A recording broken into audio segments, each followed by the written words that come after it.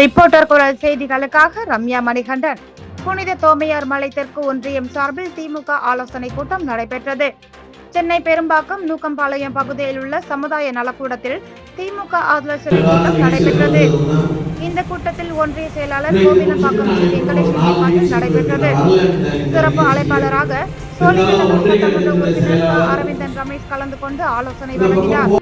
மேலும் வருகின்ற 2026க்கான தேர்தலில் நமது கழக நிர்வாகிகள் இரவும் பகலாக செயல்பட வேண்டும் என்பதும், தலைவர் பிறந்தநாள் விழாவை பல நல்ல திட்ட உதவிகளும் அனைத்து ஊராட்சிகளிலும் சிறப்பாக செயல்பட வேண்டும் என்பதும் மற்றும் விளையாட்டு நிகழ்ச்சிகளும் சிறப்பாக செயல்பட வேண்டும் என்பதும் சட்டமன்ற உறுப்பினர் கூறினார். மேலும் சைதாப்பேட்டையில் உள்ள கபடி நிகழ்ச்சி விழாவில் சிறப்பாக முதல் பரிசு வென்ற கண்ணகி நகர் கார்த்திகாவுக்கு உற்சாகமாக 1 லட்சம் ரூபாய் காசோலையும் வழங்கினார். மேலும் சுனாமி குடியிருப்பு பகுதியில் உள்ள கபடி போட்டிக்காக அவர்களுக்கு தேவையான உடைமைகளுக்காக ரூபாய் 80,000 வழங்குவதற்காக கூறினார். இந்த நிகழ்ச்சியில் சோழிங்கநல்லூர் தொகுதிக்கு உட்பட்ட 7 ஊராட்சி திமுக நிர்வாகிகள் கலந்து கொண்டனர். கிளை கழக செயலாளர் நிர்வாகிகள் கலந்து கொண்டு விழாவை சிறப்பித்தனர்.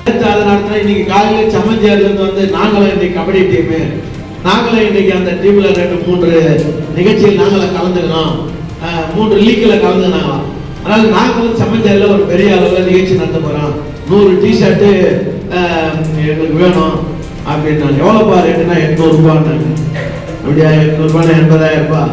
சரிப்பா வாங்கி தரேன் பாக்குறப்பா அப்படின்னு சொல்லி அனுப்பிச்சு. எதுக்காக சொல்றேன்னா, ஒரு கட்சினா ஒரு வெறும் கட்சி ஓட்டுக்கு மட்டும் இல்லாம இளைஞர்களை ஊக்கப்படுத்துகிறவங்க இது போன்ற விளையாட்டு போட்டிகளை ஊராட்சிகளாக இருந்தாலும் அது மாநகரமாக இருந்தாலும் செய்யணுன்றதுக்காக திராவிட முன்னேற்ற கழகம் நம்ம குக்கர் கொடுக்குற ஆள் இல்லை. நம்மலாம் கூட்டம் 5000 பேருக்கு ஒரே மாதிரி சாரி, ஒரே மாதிரி யூனிஃபார்மா போட்டு தர மாதிரி ஒரு நிகழ்ச்சியை சிறப்பு சேர்ந்த வகையில் நம்முடைய சட்டமன்ற சோழிங்கநல்லூர் தொகுதியை சார்ந்த கண்ணகி நகர் கார்த்திகா டீம் தான் அதை வெற்றி பெற்றிருக்கிறது.